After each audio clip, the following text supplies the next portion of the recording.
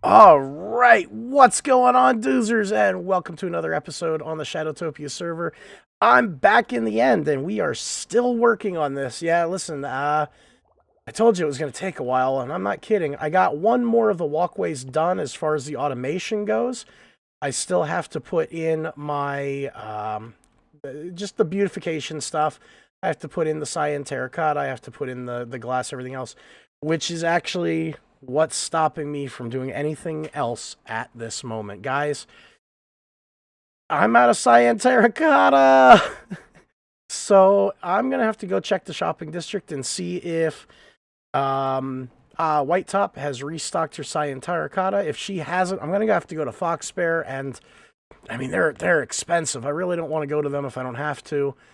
But listen, I'm playing the goat, so I would rather buy from them, even if they're expensive, than have to mine it myself. But just in case, I did come prepared with my pickaxes. So let me get my equipment that I have with me. I don't need it. So let me get this stuff in here. And then we're going to start shooting off into over to the shopping district and see if we can't get lucky enough and find that I don't have to go mining. But, I mean, if I do, I do. Doesn't mean I'm going to have to like it. So we'll bring you back as soon as we get over to the shopping district. All right, so we are... Hey, White Top. Is that... Hi, Is how that are what I... you? Is this what I think it is? Um, Oh... yes. I wanted to make sure. I know it's a big project. So I wanted to make sure that you had plenty of terracotta, cyan terracotta, of course. So there you go. How much do I owe you? It's 1, a 2, diamond a 3, 4, 5, 6, stack. 7, 8, 9, 10, So 11, 12, 13, 14, 15, 16. So 27 times 3.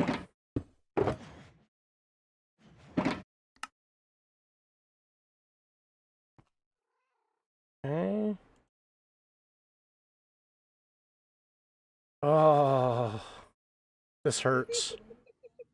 This hurts. but but but but it doesn't hurt me. I'm gonna be broke by the end of the season. Uh, can... Hmm. Would you like to take these two shulker boxes with you until you're done? No, I got it. Okay. Because if I see a magenta shulker box, I'm gonna think it's something else. Hmm. my magenta shulker boxes holds my poofer fish. Uh-oh. And my mushrooms.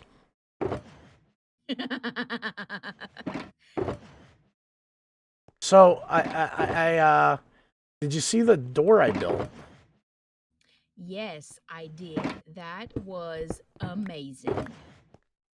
I cannot wait. I'm installing it at my base, so just be aware if you're coming over to my base, you might want to be careful.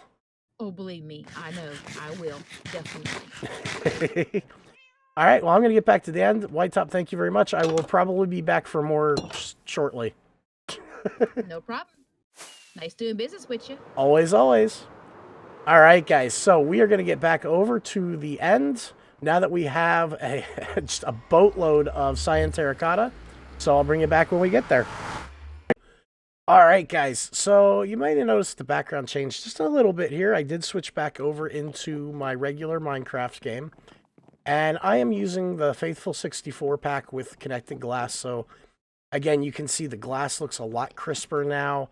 Our towers are looking good. And then coming down here, I used crafting or smithing tables rather for the floor here.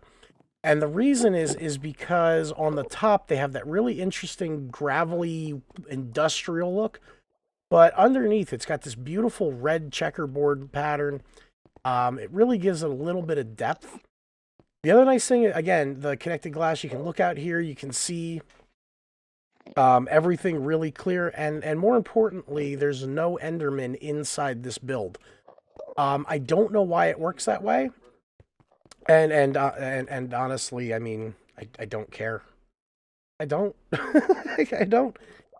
Because that means that it's really easy for us to get around here. We can hop down. I said easy, and then I missed it. I do have a shulker monster going on over here, and it's just, I mean, it is what it is. Oof.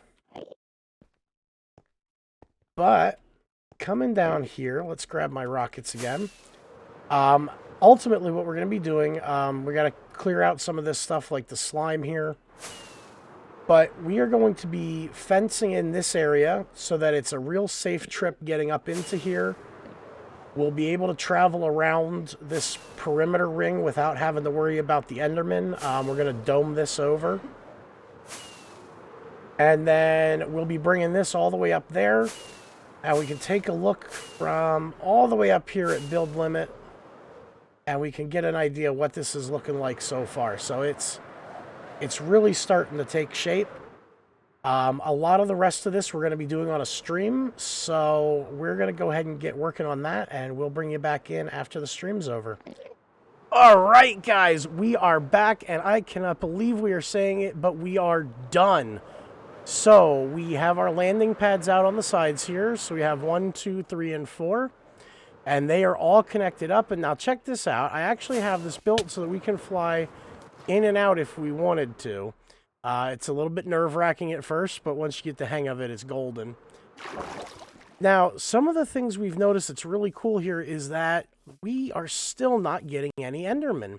Now, I know that they can't teleport to carpet, and I know they won't teleport into water, and these are all water sources. So we have a decent chunk of land here that's you know, Enderman free, and I've got Bob the security droid kind of wandering around making sure everything's safe.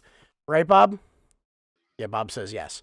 So, now Doge came in on a live stream, gave me a hand, and he put in these little areas here, which we could eventually knock out and turn into more landing platforms, maybe a couple like end shops or something like that.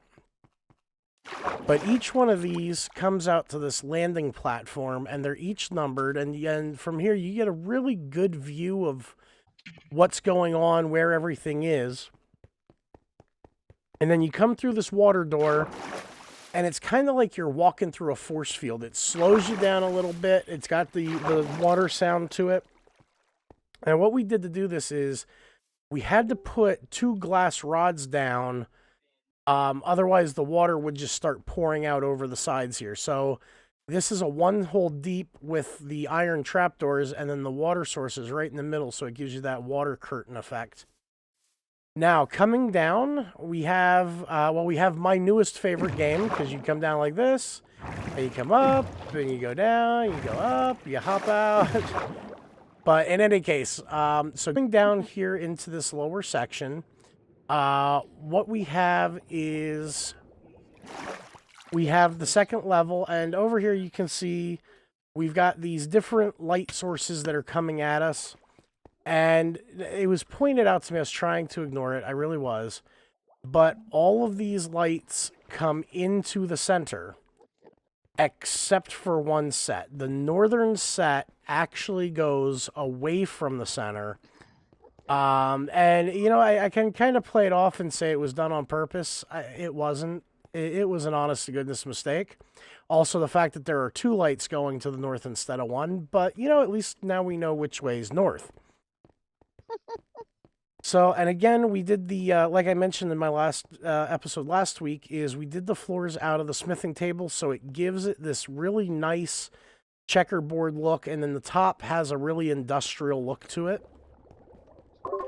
So, that's pretty much this build. Now, we did have one other thing to do today, and I'm going to share some clips from it.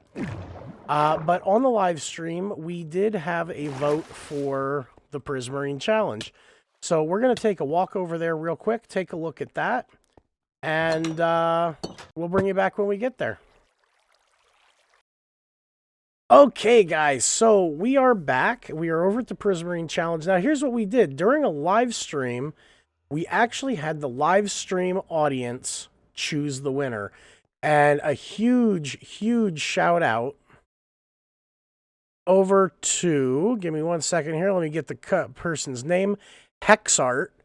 Hexart was the one who actually ultimately decided who was going to be the winner and the loser. And the winner was actually none other than White Top 8282. She's got her back to me, but right there. There she is. Take a bow. Mwah, mwah.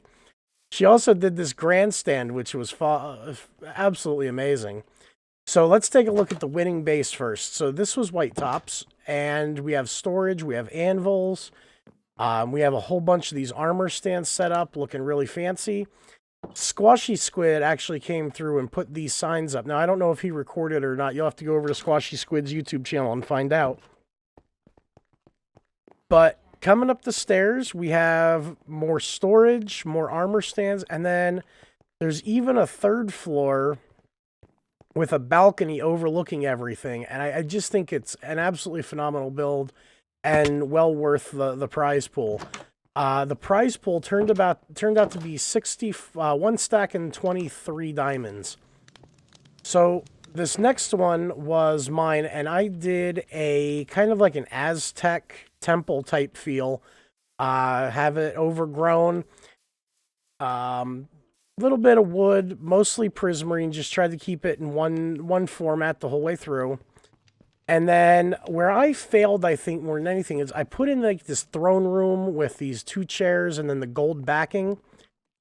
And I put in the double bed at the bottom with a closet that's a functional closet. But there's no crafting tables. There's no furnaces. So it was kind of bare bones. And if you were trying to use it to survive in, you'd be missing pieces. So over here we have the Lucky Starter House. And Aragor said the reason he named this the Lucky Starter House was because if you had this much prismarine to do a starter house, you had to be pretty freaking lucky. And he's right. So in here we have signs, crafting and ore processing center, and he did a lot of armor stand work, like getting the armor chest plate to be sitting on the anvil and the helmets on the furnace. And then as we come around, we have a downstairs. And in the downstairs, we have a crafting table. We have a fish tank, which I think is a pretty awesome idea. I don't think I'd have a fish tank in a starter house, but then now the staircase is tricky, but you come up to the second floor and you have like a double bed, a desk with some ink, some maps, a compass. And then you come up to the third floor, which actually gives us probably one of the better views of all the builds. You have a farm up here, and then you can kind of get an idea for how some of these other builds look. So we'll make our way back down, and we will go over to LaFin. LaFin was on this backside also, and she did like an Oriental design house, which I think was another really good idea. And she took this to a next level because she's got sheep in here. She's got farms. She's got, let's see. We have we have underground spots in here where you can get down into and just kind of like have a safe hideaway bunker. You have cows, storage. Oops. Shoot off rockets at her cows.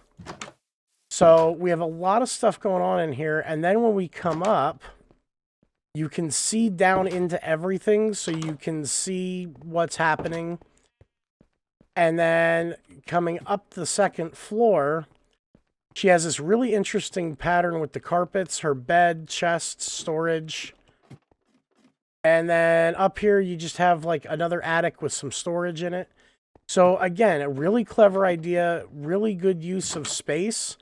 And I think one of the standout features on hers is this balcony. It's awesome being able to come out here, just kind of chill out, take in the breeze. So let's go ahead and head back out.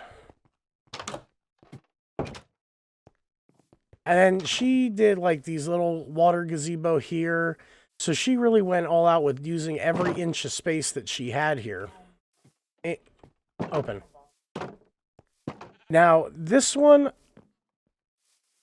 she did Now, this one over here is Doodle Moose's, and unfortunately, Doodle Moose is dealing with some personal issues right now that she was not able to come over to the game and finish up, and we all understand, we get it. But take it for what it is. I mean, she's got a really good idea for the layout. She's got, I don't know why, but she's got my head on a wall, which kind of scares me. But you can already see she was starting to get into the landscaping, or not the landscaping, but she was starting to get into doing the interior decorating before she wasn't able to finish. So there's a waterway that comes up to a second floor, and it looks like she was gonna do like a hearth, a fireplace here, and windows looking out. So, I mean, the concept was great. You could definitely see what she was getting ready to do. It's a shame it didn't get to see it to completion. Hopefully she'll be back on, and even though the contest is over, finish it up, because I think this is going to look like an absolutely phenomenal build when it's done.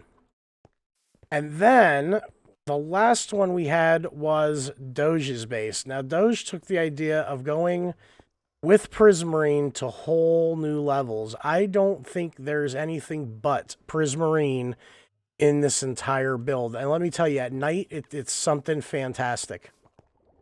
So coming in, we have our storage, we have furnaces, we have crafting tables, ender chests. This is kind of like a kitchen setup with an underground garden, which I think is a really neat idea. And then he has this water elevator, which goes all the way up to the top floor, and a whole bunch of floating arrows. I haven't quite figured out the floating arrows yet. I think he was just trying to beat the floating arrow at my base. Defenses, he said. They're defenses. And then we have an incredibly attractive squid, which is why we're pretty sure that Squiddy put all the signs down. But we have like a table, and again, you use the crafting table or the armor stands to do like puggy treats over here and a carrot.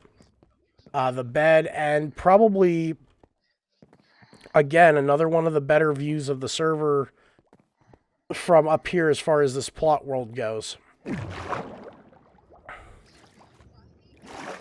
Now, he also did a little bit of redstone. One of the things he wanted to do was have these lights drop down, and then prismarine blocks come out. So just a box standard item block swapper. And unfortunately, we all broke it. We started playing around with stuff, and we accidentally broke his redstone on him. And we felt really, really bad about it. Which just goes to tell you, don't play with people's redstone if you don't know what you're doing.